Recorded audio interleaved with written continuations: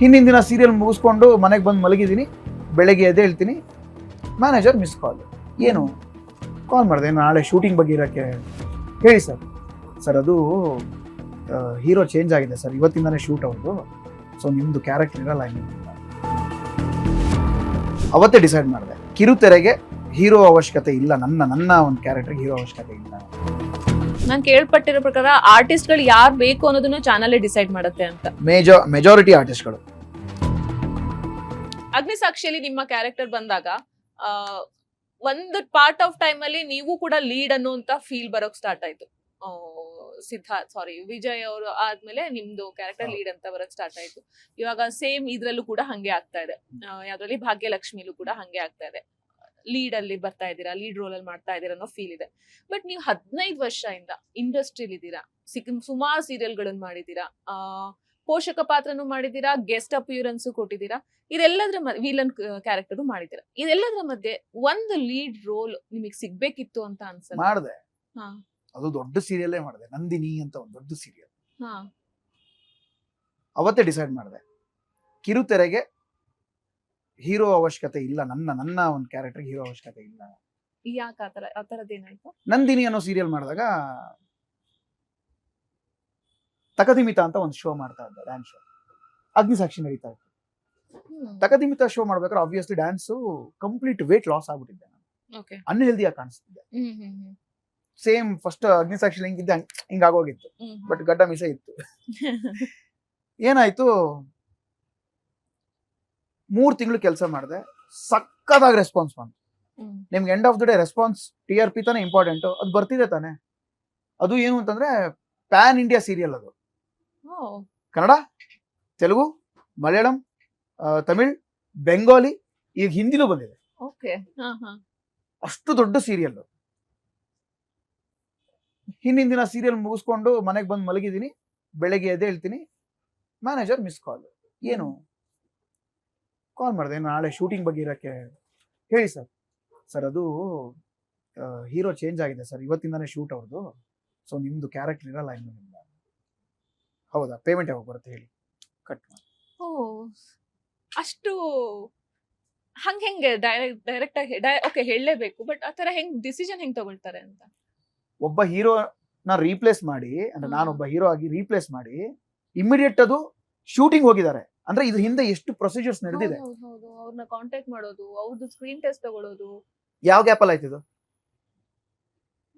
And Nandini serial ಬಂದು heroine based, heroine oriented. ಆದ್ರೂ heroine oriented ಆದ್ರೂ ನಿಮ್ಗೆ ಹೀರೋ ಹೀರೋಯಿನ್ ಟೈಟಲ್ ಕಾರ್ಡ್ ಅಲ್ಲಿ ಇರ್ತಾರೆ, ಕರೆಕ್ಟಾ?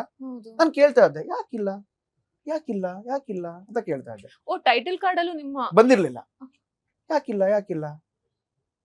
Okay, heroine oriented. ನಾನು ಸುಮ್ಮನೆ ಅದೇ, ಅವ್ರೇನೋ ಒಂದು ಆನ್ಸರ್ ಕೊಟ್ರು, ಹೀರೋಯಿನ್ ಓರಿಯೆಂಟೆಡ್ ಅಲ್ವಾ ಸರ್, ಬರ್ತಿಲ್ಲ. ಕಟ್ ಮಾಡಿದ್ರೆ ಯಾವಾಗ ಹೀರೋ ರೀಪ್ಲೇಸ್ ಆಯ್ತು, ಹೀರೋ ರೀಪ್ಲೇಸ್ ಆಗಿ 1 ತಿಂಗಳಾದ್ಮೇಲೆ ಅವಂದು ಬಂತು ಟೈಟಲ್ ಕಾರ್ಡ್ ಅಲ್ಲಿ. ಎಷ್ಟು ಹರ್ಟ್ ಆಯ್ತು ಅಂತಂದ್ರೆ, ಈ ಕಾರಣಕ್ಕೆ ಅಗ್ನಿಸಾಕ್ಷಿ ಬಿಡಿ ಅಂತ ಹೇಳಿದ್ರು ನಮ್ಗೆ. ನೀವ್ ಏನ್ ಶೋ ಮಾಡ್ತೀರ ಎಲ್ಲ ಬಿಟ್ಬಿಡಿ, ನಿಮ್ಗೆ ಹೆಂಗೋ ಇದೆಯಲ್ಲ. ಅಪ್ಪಿ ತಪ್ಪಿ ನಾನು ಡಿಸಿಷನ್ ತಗೊಂಡ್ಬಿಟ್ಟಿದ್ರೆ ಹೌದಲ್ವಾ, ಅದನ್ನು ಹೋಗ್ತಾ ಇತ್ತು, ಕೆಲ್ಸನೂ ಹೋಗ್ತಿತ್ತು, ಪ್ರೊಫೆಷನಲಿಸಮ್ ಹೋಗ್ತಿತ್ತು. ಒಂದು ಪ್ರಾಡಕ್ಟ್ ನಾವು ಆಲ್ಮೋಸ್ಟ್ ಆವಾಗ ಒಂದು 5.5 ವರ್ಷ ಆಗಿತ್ತು ಅಗ್ನಿಸಾಕ್ಷಿ, ಇನ್ನೊಂದು ವರ್ಷ ಬಂತು. ಆಮೇಲೆ ಬಿಟ್ಟಿದ್ರೆ ಇವನ್ ಬರೀ ಸೀರಿಯಲ್ ಬಿಡೋದೇ ಕೆಲಸ ಮಾಡ್ತಾನೆ, ಇವನು ಯಾಕೆ ತಗೋಬೇಕು ಅಂತ ಬರ್ತಿತ್ತು. ಅಥವಾ ಅಂತ ದೊಡ್ಡ ಸೀರಿಯಲ್ ಬಿಟ್ಬಿಟ್ಟು ಈ ತರದ ಕಮಿಟ್ ಆಗ್ಬೇಕಾಗಿತ್ತು. ಒಂದೇ ಒಂದು ಮಾತು, ಸರ್ ಈ ತರ ರೀಪ್ಲೇಸ್ ಆಗ್ತದೆ, ನೀವು ನೋಡ್ಕೊಳ್ಳಿ ಸರ್, ನಾವು ಹೇಳಿದ್ರೆ ಆಗೋದು. ನಾತೆ ಯಾವ ರೀಸನ್ ಆ ತರ ಮಾಡಿದ್ರು ಅಂತ ಅನ್ಸುತ್ತೆ? Channel decision. ಅದು ಪ್ರೊಡಕ್ಷನ್ ಹತ್ರನೂ ಕಂಟ್ರೋಲ್ ಇರಲ್ಲ, ಎಲ್ಲ ಚಾನಲ್ ಮೇಲೆ ಇರುತ್ತೆ. ಎಲ್ಲ ಚಾನಲ್ ಕ್ಯಾಸ್ಟ್, ಇವಾಗ ದೊಡ್ಡ ಮೇಜರ್ ಕ್ಯಾಸ್ಟಿಂಗ್ ಇಂದ ಹಿಡಿದು ಕೆಲವೊಂದು ಸಣ್ಣ ಪುಟ್ಟ ಕ್ಯಾಸ್ಟಿಂಗ್ ಆಗೋ ತನಕ ಚಾನಲ್ದೇ ಇರುತ್ತೆ ಡಿಸಿಷನ್ಸ್. ಪ್ರೊಡಕ್ಷನ್ ಹೌಸರಿ ಕೊಡೋದೇ ಇಲ್ಲ. ಬಟ್ ನೀವು ಹೇಳ್ತಿರೋ ಪ್ರಕಾರ ಫಸ್ಟ್ ಡೇ ಇಂದನೂ ನಿಮ್ ಟೈಟಲ್ ಕಾರ್ಡ್ ಅಲ್ಲಿ ನಿಮ್ಮ ಫೋಟೋ ಇರಲಿಲ್ಲ, ಬಿಕಾಸ್ ಇದು ಸೀಸನ್ 2, ನಂದಿನಿ ಸೀಸನ್ 2 ಇದು 1 ಅಲ್ಲ. 1 ಅಲ್ಲಿ ಇದ್ದಿದ್ದವನು ಅಲ್ಲಿ ಅವ್ರದ್ದು ಮೆಚೂರ್ಡ್ ಆಗಿ ಅಪ್ಪ ಅಮ್ಮ ಕ್ಯಾರೆಕ್ಟರ್ ಅಂತ ಆಗಿ ಅವ್ರನ್ನ ಸಾಯಿಸ್ಬಿಡ್ತಾರೆ. ಕಟ್ ಮಾಡ್ರೆ ಮಗಳೇ ಇವಾಗ ದೊಡ್ಡವಳಾಗಿ ಸೇಮ್ ಅಮ್ಮನ್ ತರನೇ ಆಗಿರ್ತಾಳೆ, ಅವಳಿಗೊಬ್ಬ ಬಾಯ್ ಫ್ರೆಂಡ್ ಬರ್ತಾನೆ. ಸೊ ಅಲ್ಲಿಂದ ಸ್ಟಾರ್ಟ್ ಆಗುತ್ತೆ. ಯಾಕೆ ಹಾಗಿದ್ಮೇಲೆ ಮತ್ತೆ ಎಲ್ಲ ಸೀರಿಯಲ್ ಹಂಗೆ ಆಗ್ಬೇಕಂತಿಲ್ಲ, ಬೇರೆ ವಿಚಾರ. ಬಟ್ ಒಂದು ನನ್ನಲ್ಲಿರುವಂತ ಒಂದು ಇನ್ಸೆಕ್ಯೂರಿಟೀಸ್ ಅಂತ ನೆನ್ಕೊಳ್ಳಿ, ಹೊರಟೋಯ್ತು ನನ್ಗೆ. ಇನ್ನು ಬೇಡಪ್ಪ, ಹೀರೋ ಲೆವೆಲಿನ ಕ್ಯಾರೆಕ್ಟರ್ ಮಾಡ್ಕೊಂಡ್ರೆ ಸಾಕು. ನಾನು ಸಿನಿಮಾದಲ್ಲಿ ಹೀರೋ ಆಗಿರ್ತೀನಿ, ಸೀರಿಯಲ್ ಅಲ್ಲಿ ಬೇಡ.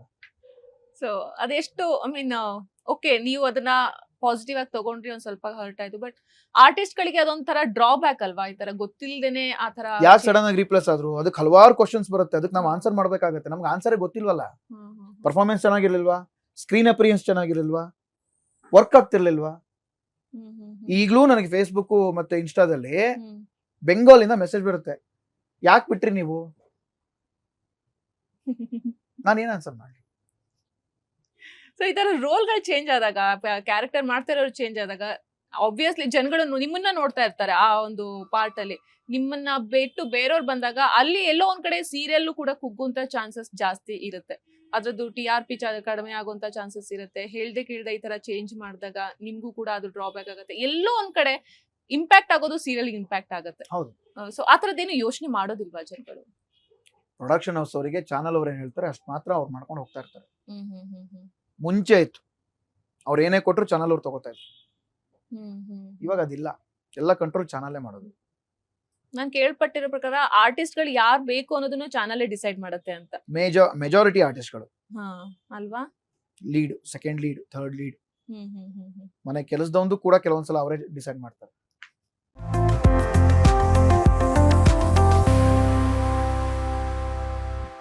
ಇದಾಗಿತ್ತು ರಾಜೇಶ್ ಅವರ ಮಾತು. ಹೋಪ್ಫುಲಿ ಈ ವಿಡಿಯೋ ನಿಮ್ಗೆ ಇಷ್ಟವಾಗಿದೆ ಅಂತ ಅನ್ಕೊಳ್ತೀನಿ. ಇಷ್ಟವಾಗಿದ್ರೆ ಲೈಕ್ ಮಾಡಿ, ಕಮೆಂಟ್ ಮಾಡಿ, ಮತ್ತೆ ಶೇರ್ ಮಾಡಿ. ಹಾಗೆ ನಮ್ಮ ವಿಶ್ವವಾಣಿ ಯೂಟ್ಯೂಬ್ ಚಾನೆಲ್ ನ ಸಬ್ಸ್ಕ್ರೈಬ್ ಮಾಡಿ. Thank you.